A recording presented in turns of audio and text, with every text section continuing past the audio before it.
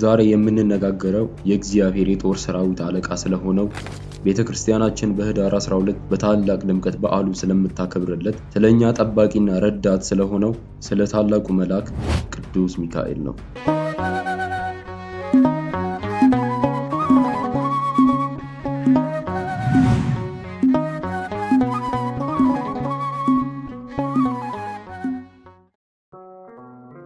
ታሪኩ የሚጀምረው ከስነ ፍጥረት መጀመሪያ ነው።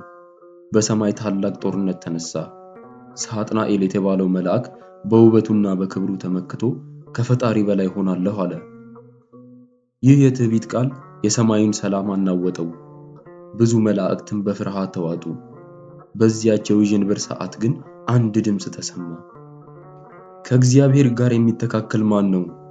የሚል የትህትናና የእምነት ድምፅ። ይህ የቅዱስ ሚካኤል ድምፅ ነበር። በትህትናውና ለእግዚአብሔር በነበረው ፍጹም መታዘዝ ያንን የትዕቢት ኃይል ድል አደረገው።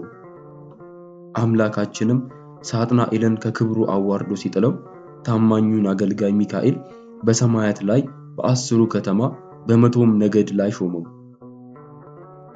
እስቲ ያስቡት፣ ይህ ሹመት እንዴት ያለ ታላቅ ኃላፊነት ነው!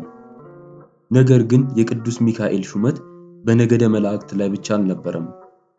እግዚአብሔር አምላክ የኔ ሕዝብ ብሎ በሚጠራቸው በእኛ በሰው ልጆችም ጭምር ላይ ነው። ይህንን ደግሞ በታሪክ ውስጥ በብዙ ቦታ ተጽፎ እናገኘዋለን። እስራኤላውያን በብሉይ ኪዳን የእግዚአብሔር ሕዝብ ነበሩ።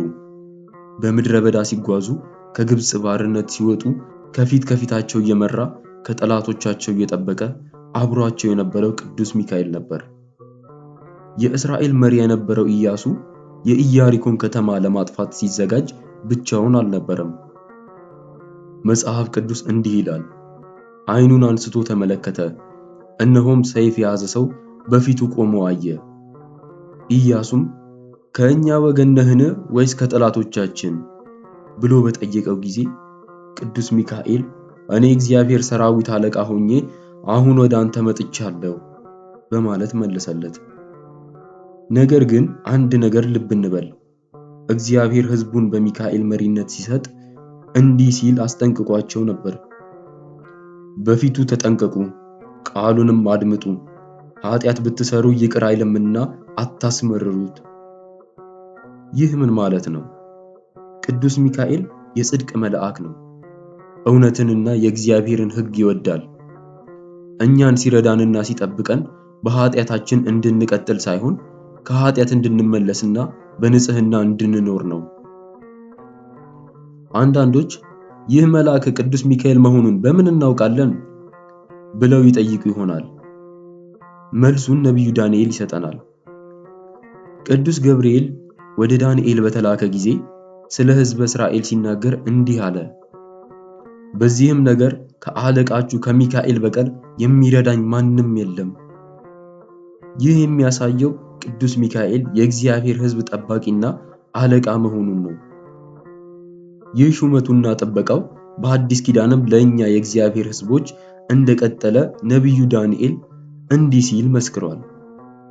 በዚያ ዘመን ስለ ሕዝብህ ልጆች የሚቆመው ታላቁ ሚካኤል ይነሳል በማለት ይናገራል።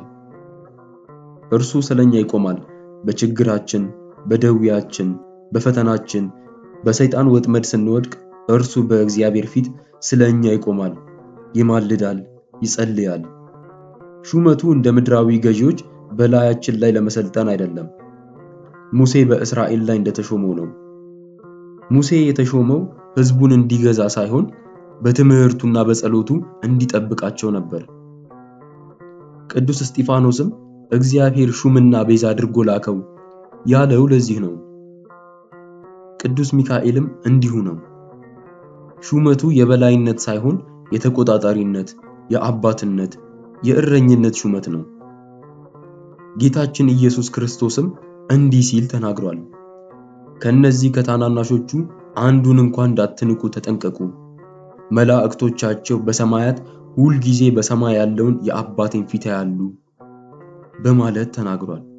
እስቲ አስቡት፣ እያንዳንዳችን የሚጠብቁን ጠባቂ መላእክት ስለኛ እንዲህ የሚቆረቆሩ ከሆነ በቅድስናው ልቆ የመላእክት ሁሉ አለቃ የሆነው ቅዱስ ሚካኤልማ ስለኛ ምን ያህል አብዝቶ በእግዚአብሔር ፊት አይቆም?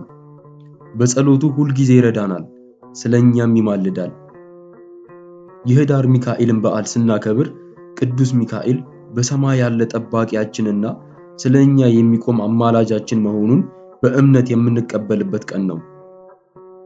በሕይወታችን መንገድ ላይ እሾህ ሲወጋን፣ የብቸኝነት ስሜት ሲሰማን፣ ተስፋ ስንቆርጥ ብቻችንን እንዳልሆንን እናስታውስ። የሰራዊት አለቃ ከእኛ ጋር ነው። ቅዱስ ሚካኤል ሆይ ድረስልን እንበለው። እርሱ ጸሎታችንን ሰምቶ በተሰጠው ኃይልና ሥልጣን ከክፉ ነገር ሁሉ ይጠብቀናል።